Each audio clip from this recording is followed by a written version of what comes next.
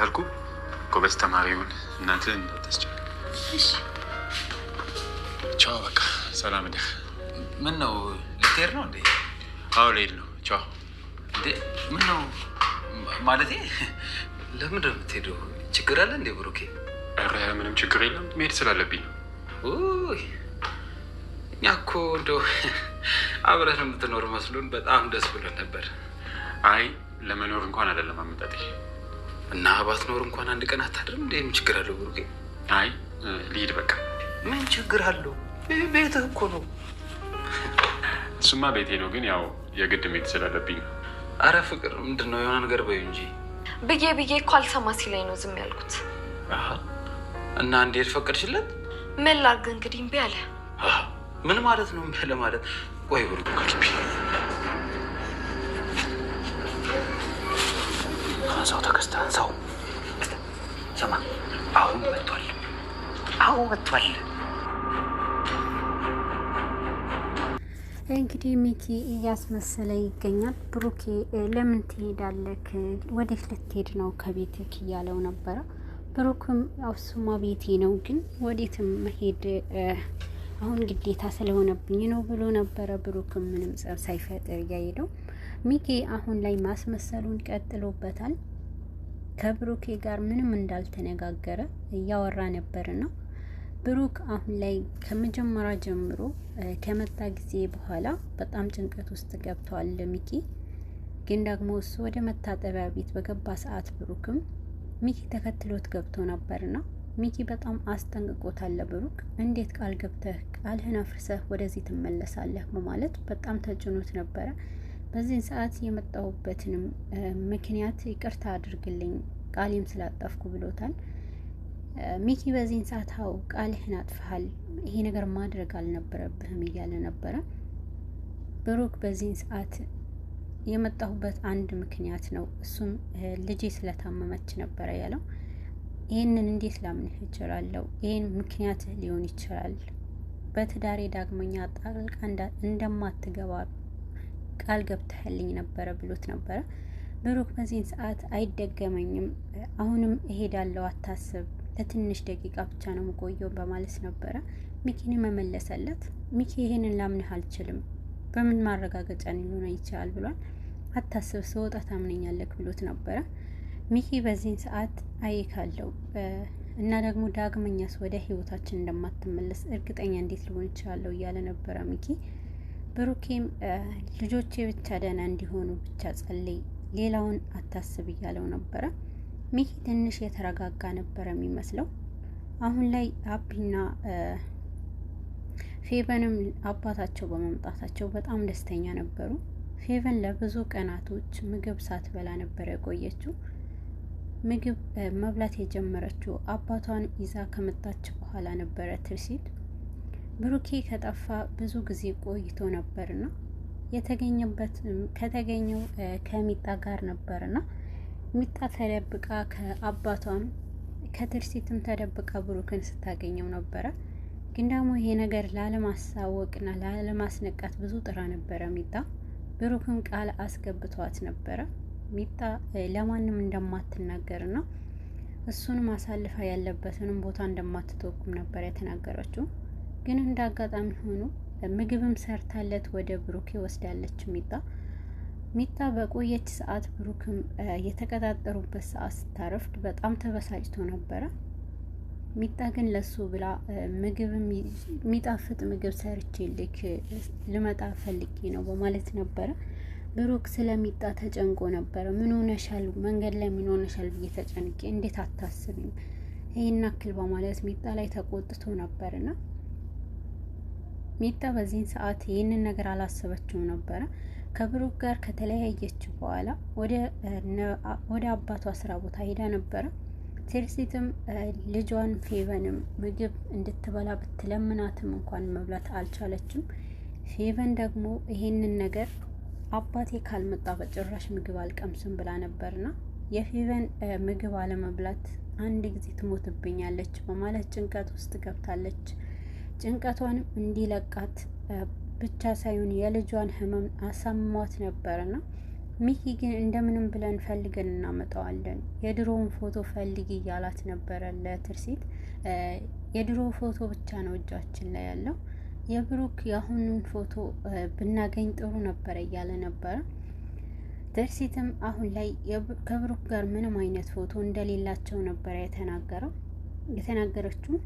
ሚኪ ይሄንን አዲሱን ፎቶ ብናገኘው ቶሎ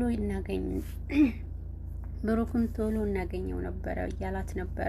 ምንም ማድረግ አንችልም እያለ አሁን ላይ ሚኪ ከአቶ ዘነበም እንድታፈልግ ፎቶ ጠይቋት ነበረ። ሚኪ ፍላጎቱ የብሩክ አሁን አዲሱን ፎቶ አግኝቶ ቀድሞ ማንም ሳያገኘው እሱን ለማግኘት ነበረ ጥረቱ።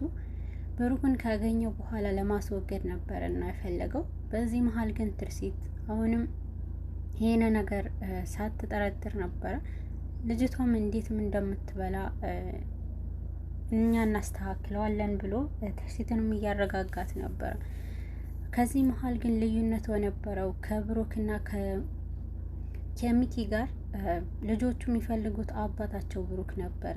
ሚኪንም ጭራሹንም ማየት አልፈለጉም። በተለይ ፌቨን በእሱ እጅ በጭራሽ መጉረስም አልፈልግም ብላ ሚኪንም በጣም በጥላቻ ነበረ ስታየው ቆየችው። አሁን ላይ ሚጣ ብሩክን ምግብ ወስዳ ወደ ቤት ስትመለስ ትርሲት ስራ ቦታ ላይ ነበረችና ትርሲት አመጣጧ የልጇም ህመም ለመናገር ነበርና አጋጣሚ ጋሽ ዘነበ የደበቁኝ ነገር ካለና የብሩክ መጥቶ ምናልባት ካልተናገሩ ብላ ነበረ ሄደችው። በዚህ መሀል ግን ዳግመኛ እንዳልመጣ ነበረ የነገሯት።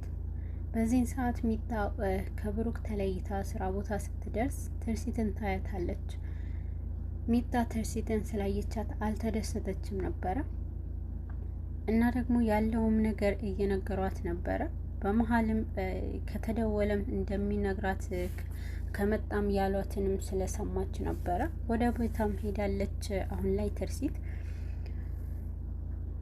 ለምን ወዴት እንደሄደችና ከማን ጋር እንደተገናኘች አቶ ዘነበም ሲጠይቋት ነበረ።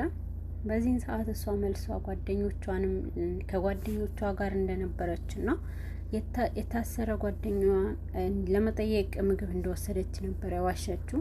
በዚህ መሀል ግን አባቷም አምነዋት ነበረ። ግን ደግሞ ሚጣ ዋሽታና ከብሩክም ጋር ስልክ እንደሚደዋወሉና እንደሚገናኙ ነበርና በመሀል ግን እቤት ከገባች በኋላ ሚጣ ከብሩክ ጋር ስታወራ ጋሽ ዘነበ ሰምተዋታል።